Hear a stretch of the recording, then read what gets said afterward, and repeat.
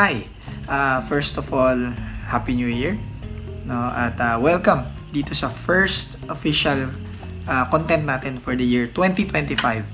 Yes, official first content. Hindi to shorts, hindi to reels. No, hindi rin to actually unboxing at hindi rin tayo art-related content ngayon. Kwentuhan lang. Actually, wala pa talaga akong may content. So, kwentuhan lang to. Meron lang akong gustong i-share sa inyo. Noong December 29, 2024, bumiyahe kami paluwas. So, umuwi kami sa Obando, Bulacan para bumisita sa bahay ng mama ko. And then the next day, bumiyahe naman kami papunta sa Malabon, sa bahay ng kapatid ko.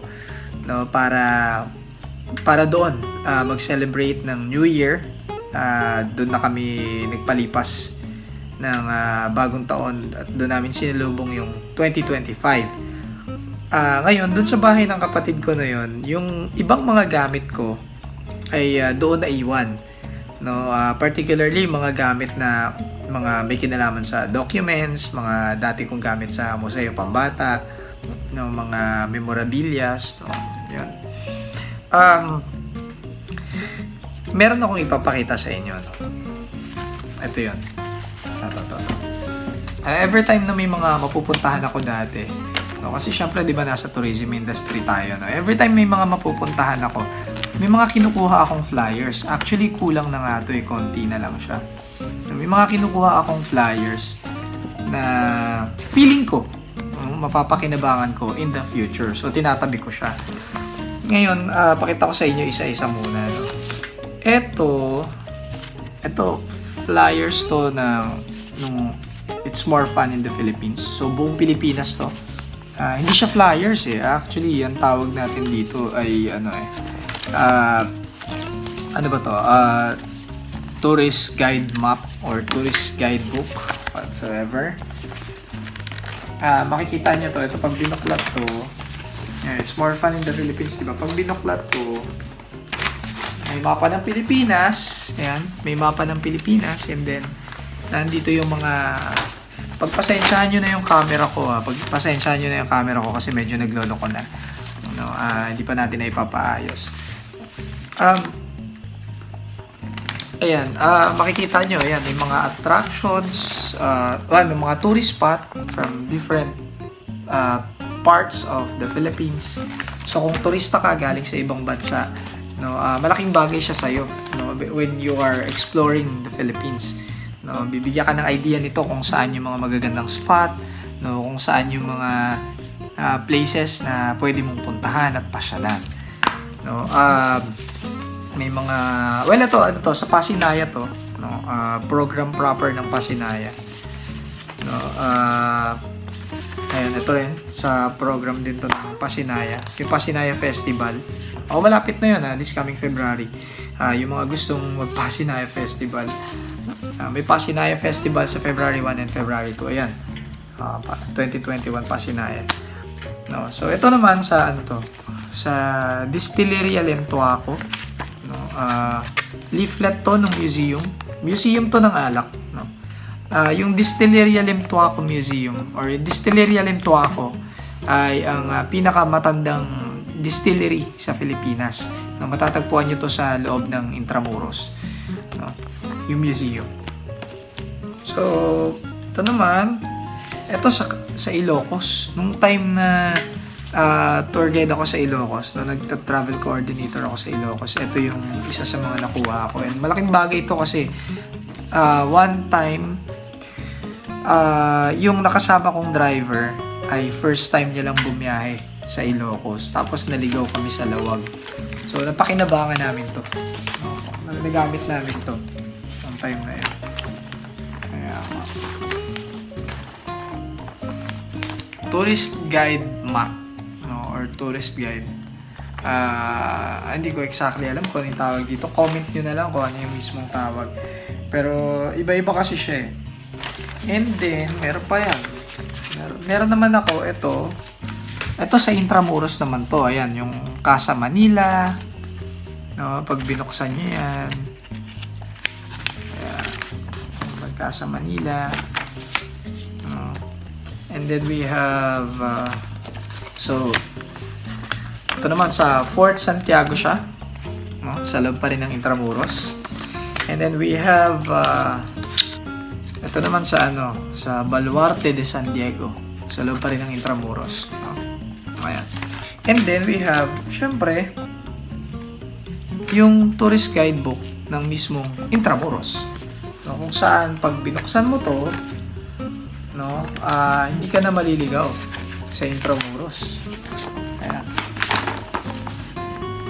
Hindi ka na maliligaw, plus malalaman mo rin kung saan-saan ka pwedeng pumasyal, no? Meron kang chance na ma-explore yung buong Intramuros na hindi naliligaw or hindi naman problema kung saan ka pupunta. Okay?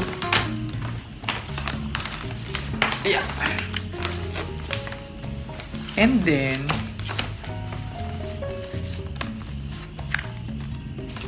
so sa ngayon, ang pinaka-paborito ko ay ito. No, ito ay travel booklet ng Marilao, Bulacan. Ngayon, bakit ko siya paborito? Actually, simpleng-simple lang to, no? Mas simple pa to kaysa dun sa mga nauna kong pinakita sa inyo. No, simple lang siya.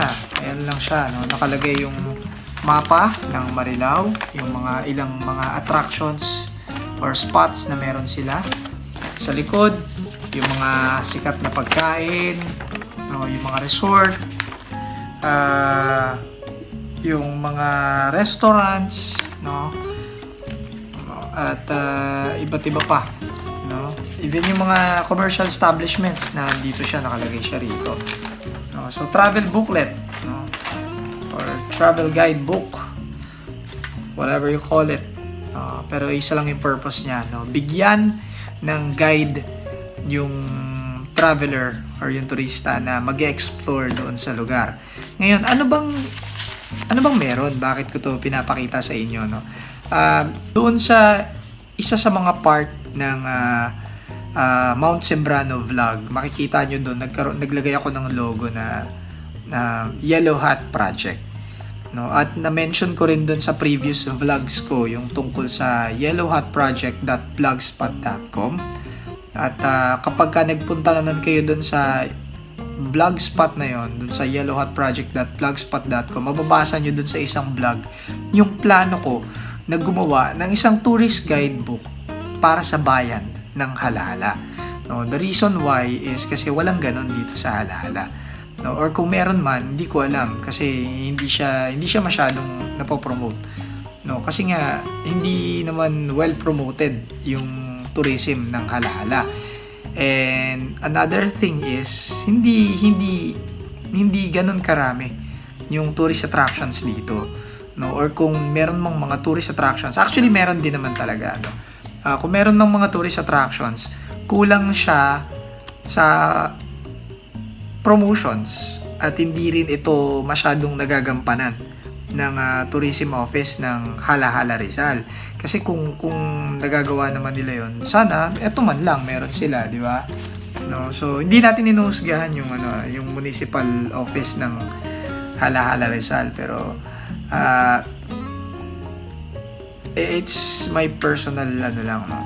Na personal assessment ko lang yun, no? Kasi yun yung gusto nating ma-achieve nung Yellow Hat Project. Gusto natin na makapag-produce tayo ng kagaya nito, ng travel booklet or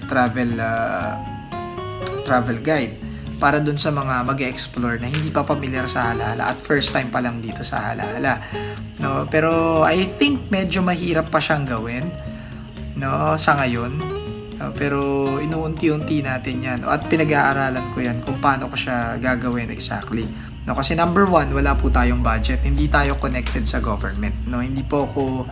Wala akong connection sa gobyerno, no?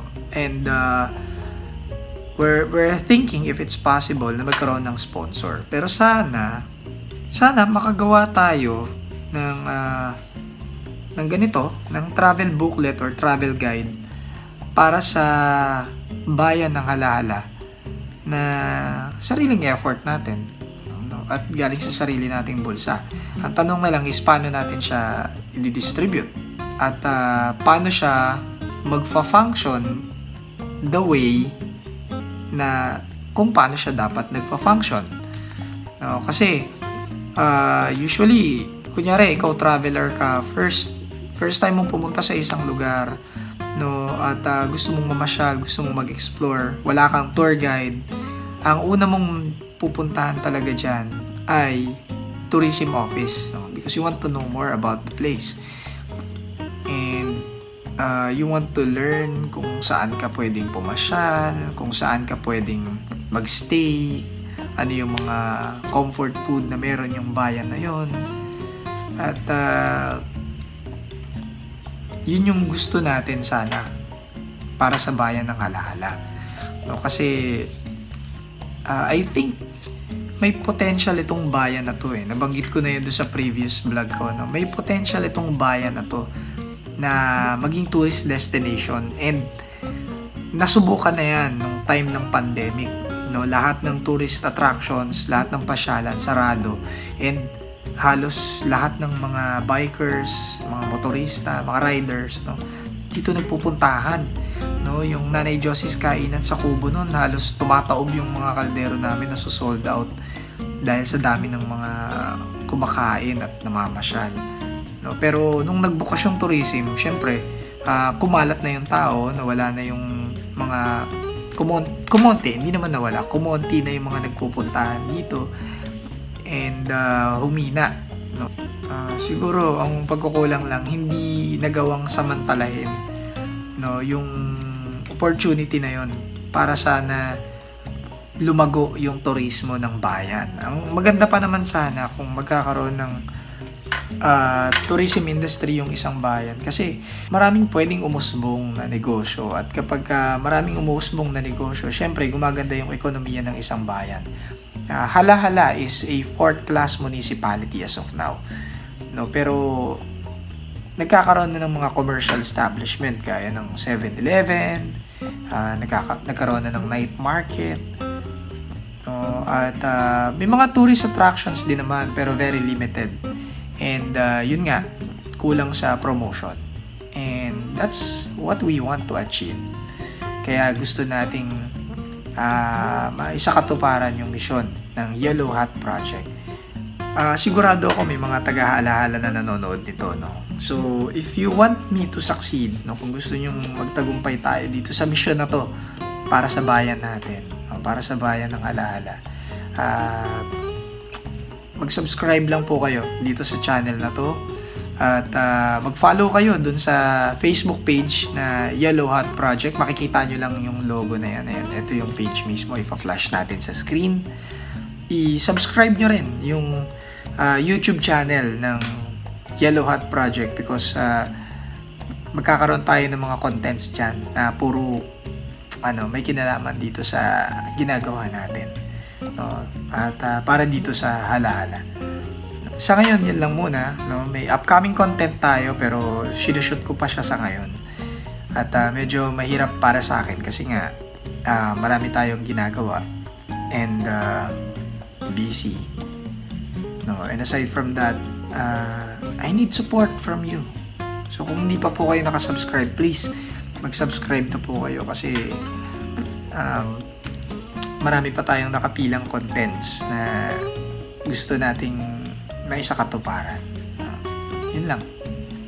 Salamat sa panonood, at salamat sa pakikipagkwentuhan. Okay? Kita-kits.